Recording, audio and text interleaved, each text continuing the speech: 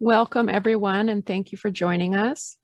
The library is happy to partner with Martinez CERT, and today's presentation will be recorded and added to the YouTube page for the library later this week if you'd like to watch it again or share it.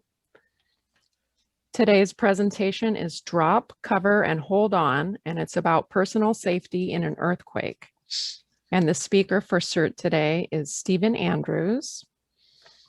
Stephen Andrews is a volunteer with Martinez Area CERT, a disaster services worker, and an associate with the Bay Area Earthquake Country Alliance.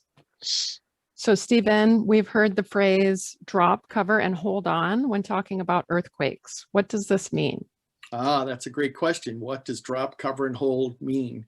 So let's do a poll to see how many of you out there that are following Lunch and Learn today, if you know what that means. The first poll is being launched. If you know what drop, cover, and hold means, answer yes. And if you haven't a clue, obviously answer no. Wow, all right.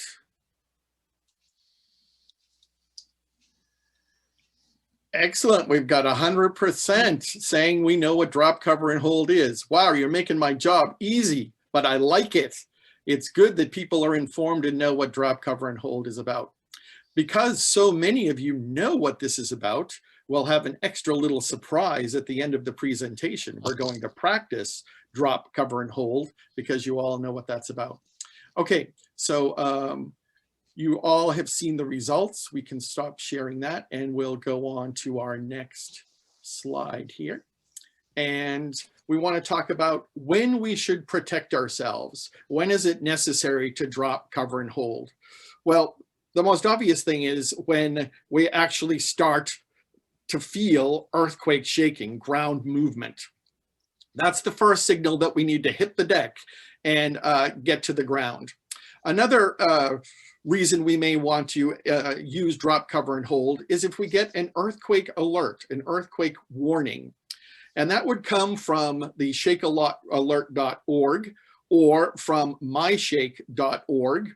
And those are two early warning systems that are statewide that enable you to have a few seconds to get into the drop, cover, and hold position before actual ground shaking takes place.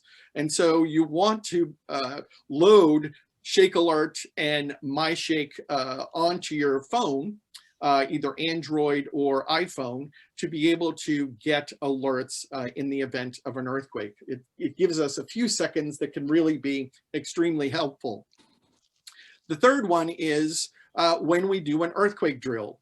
This is another time when we want to actually practice the idea of drop, cover, and hold. All of you are familiar with it that are listening today. So getting practice at doing that is probably the next most important thing, in addition to having the alert on our phone to let us know that an earthquake and ground shaking may be about to take place. So let's talk about drop, cover, and hold. If we have a desk or a table that's nearby that we can get shelter under, and you should be seeing a loop of a video that shows dropping to the ground, putting your hands over your head, and safely crawling to a table or a desk, and then holding on. Now, the interesting thing in the loop video is that this woman is crawling to a table that has wheels on it. So we want to make sure that the wheels on the table are locked so it's not rolling all over the room during the ground shaking. So if the table has wheels on it, you want to make sure you can lock those into place if they're not already locked. So you're going to drop to your hands and knees as soon as you feel ground motion, because the ground motion will likely throw you off your feet. You want to cover your head and neck with at least one arm and hand, and then safely crawl underneath a table or a desk. Something strong, sturdy, that you can crouch under and then hang on until the ground motion stops.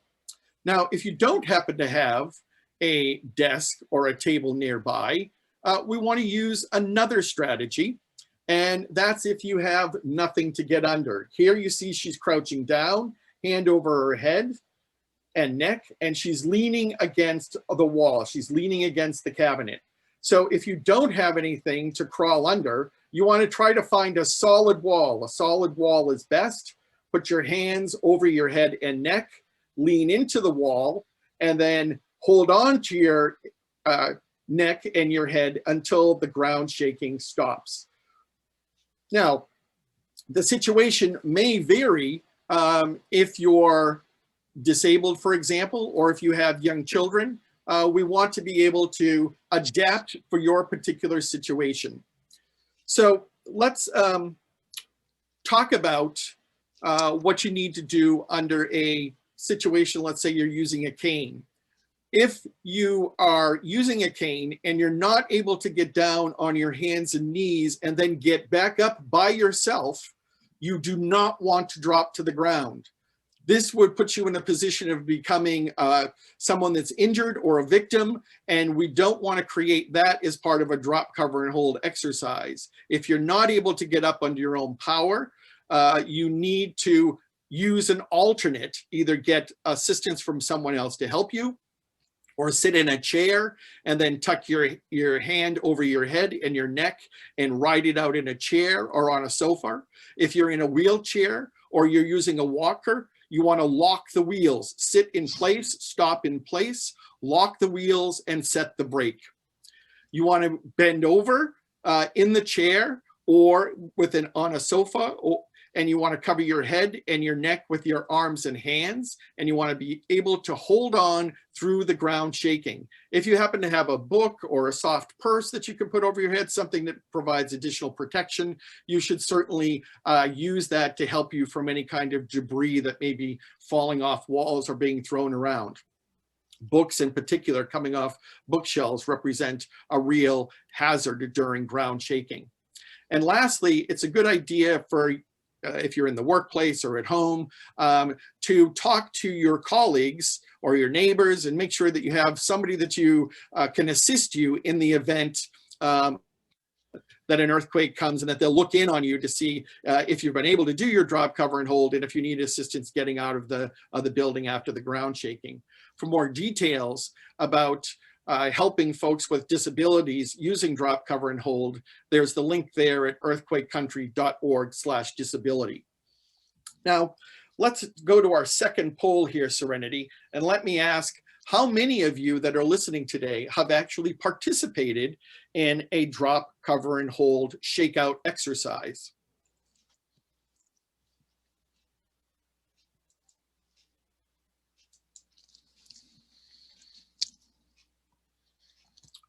Okay, so it's pretty evenly, well, no, it's about 2/3, nope, it's changing. Little more than half of you had said you have not, and about 44% have said that you have done a drop, cover, and hold. So our little exercise today may actually be very timely for you to practice doing drop, cover, and hold. So I'll stop sharing the results at this point.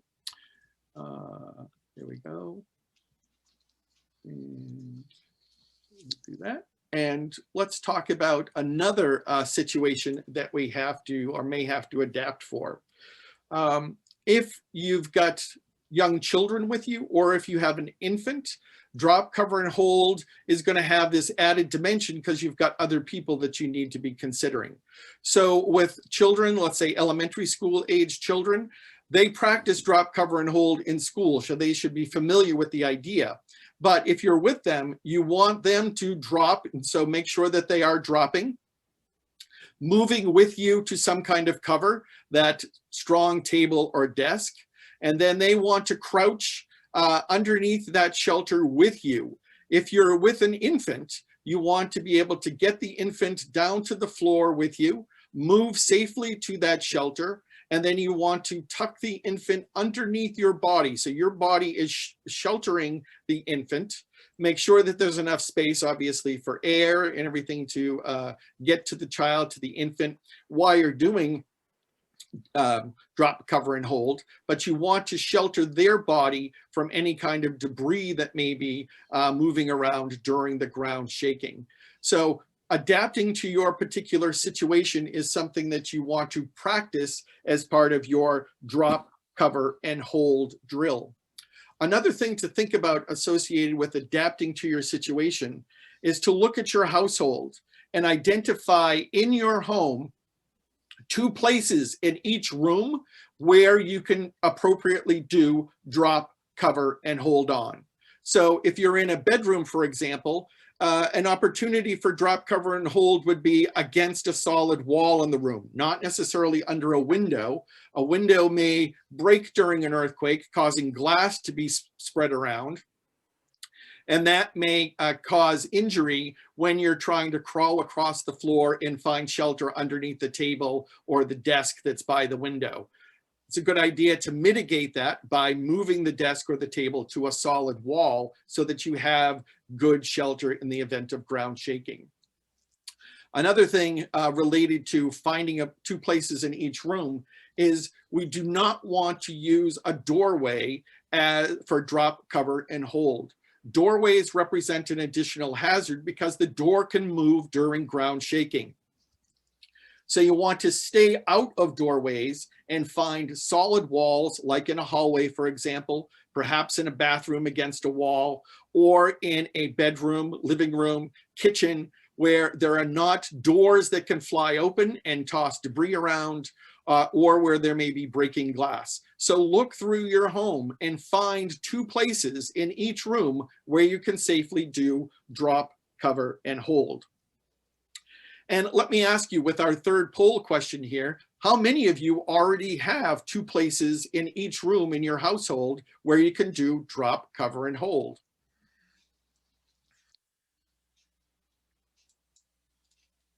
Aha. So it looks like we don't have a lot of people that have identified 2 places in each room where they can do drop, cover, and hold.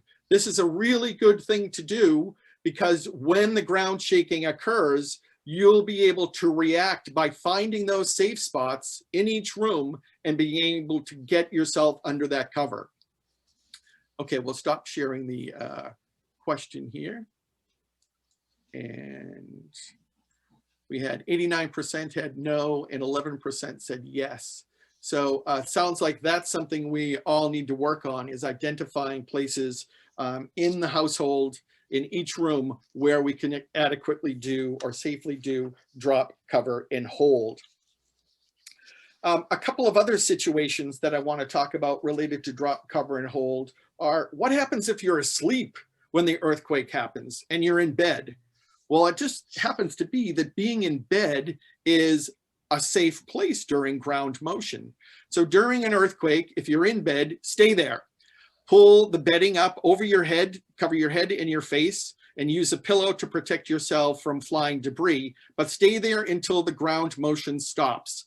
You don't want to get under the bed. You want to stay in the bed. If you happen to be on a sofa, you could take the cushions from the sofa, use those to protect your head, your neck, and ride out the ground motion on the sofa. Don't try to move away from that at that point, because it provides you good protection because of the cushions. All right, so we've talked about drop, cover, and hold. We've talked about some different situations that you might want to consider and be able to adapt to.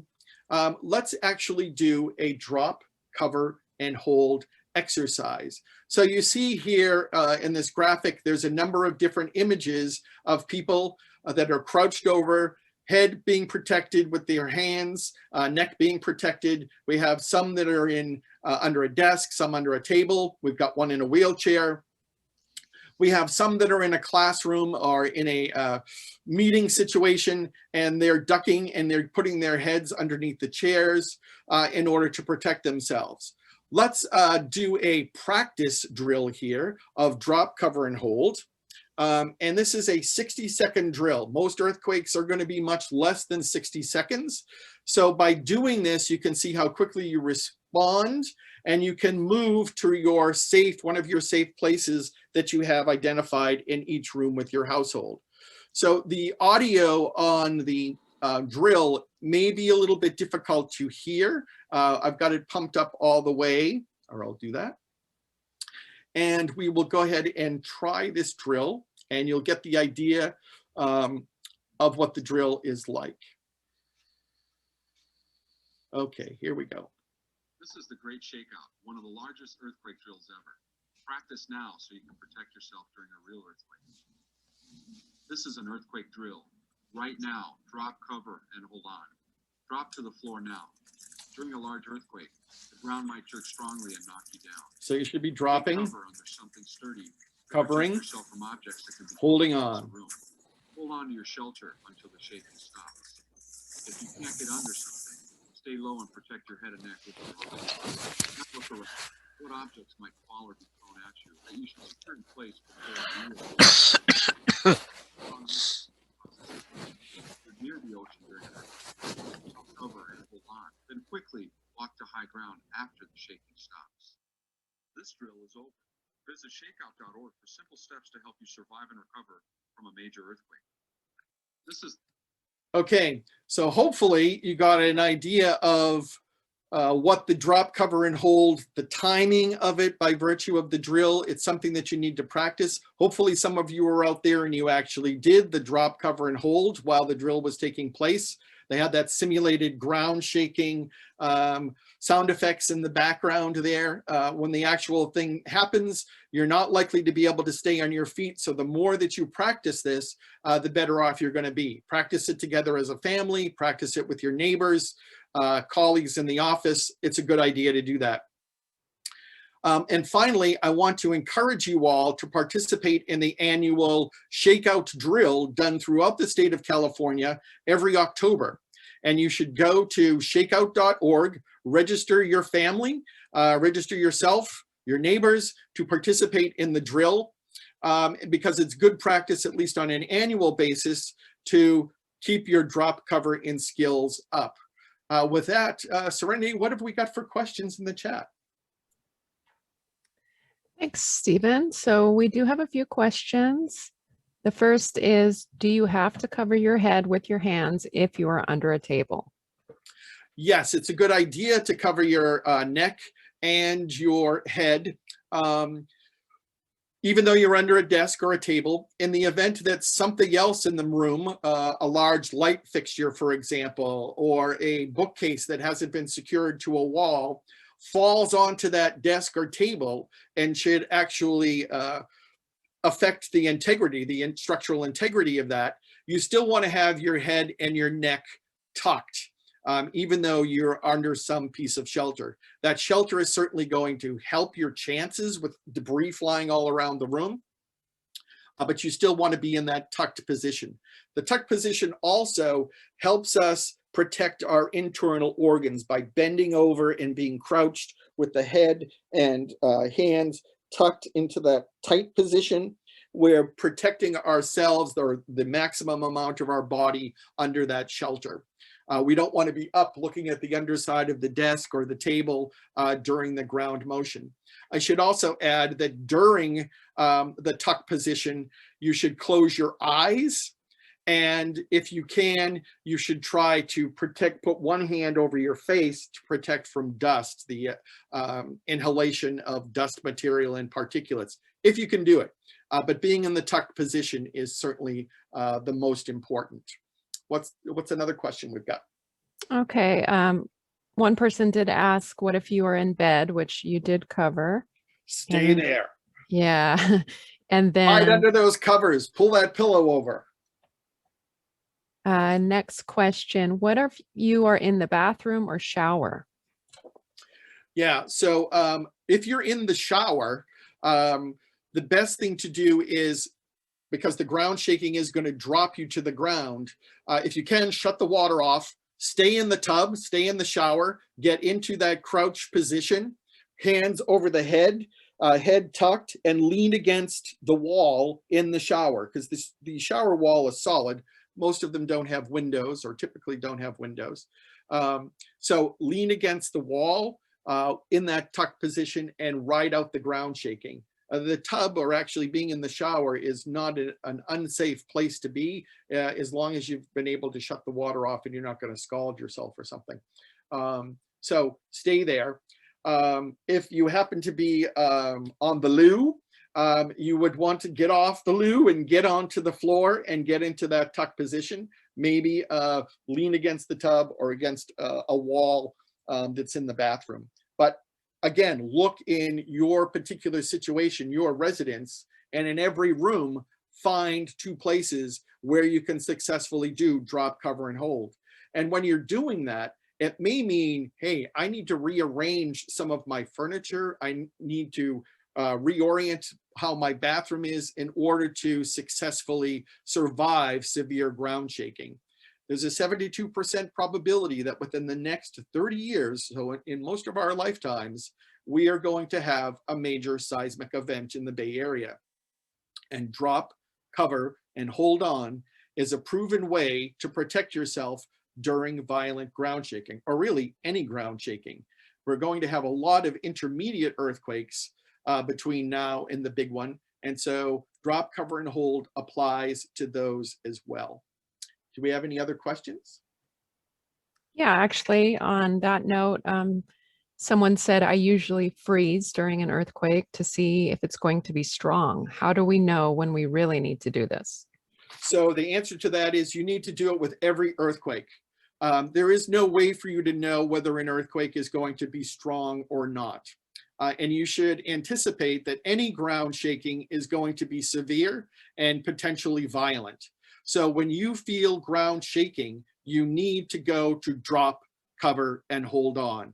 Get to your knees, hands and knees as safely as you can, where you are, as quickly as possible. And then if there's some kind of shelter there, move to it carefully and ride it out. But you should always plan on any ground shaking to go to drop, cover, and hold. It should be automatic for your brain to kick in. I feel the earth move under my feet. I gotta drop, cover, and hold on. A little bit of music to go with the whole drop, cover, and hold on. But anyway, might have dated myself a little bit with that. Any other questions? Okay, someone said, what about tiles in the shower? Do we need to be concerned of those falling? Yeah, so tiles may pop off as a result of that. That's why you're going to have your head covered, your neck protected. So yes, that is a possibility. A lot of bathrooms have fiberglass preformed showers and tubs. And so there isn't anything associated with falling off with those. But yes, there may be some tile that will pop off as a result of ground shaking. That's less of a concern actually than other things in the bathroom like mirrors or vanities opening and contents spilling out. That kind of stuff is more of an issue. Okay, so it looks like that's the end of our questions. Okay. Thank you. I'm going to add one more thing about the bathroom tiles because we're normally in the shower barefooted, right? So hopefully you're taking into the shower with you a pair of slippers or something that you can get onto your feet. So after the ground shaking stops, to avoid stepping on broken tiles and things that may cut your feet. That's one of the biggest injuries after an earthquake. Make sure you've got some slippers or something to put on your feet, flip-flops that you could put on right after the ground shaking if you're in the bathroom, so you're not stepping on broken tile or mirror glass. Great. Thank you, Stephen, so much. This is very important information. Thank you all, and join us again for our next Lunch and Learn, martinezcert.org. Yeah, so next week's presentation will be respiration, perfusion, and mental status, or RPM, to help you recognize when someone needs immediate medical care. And you can register for that on the library's event page. And thank you again, everyone, for joining us today.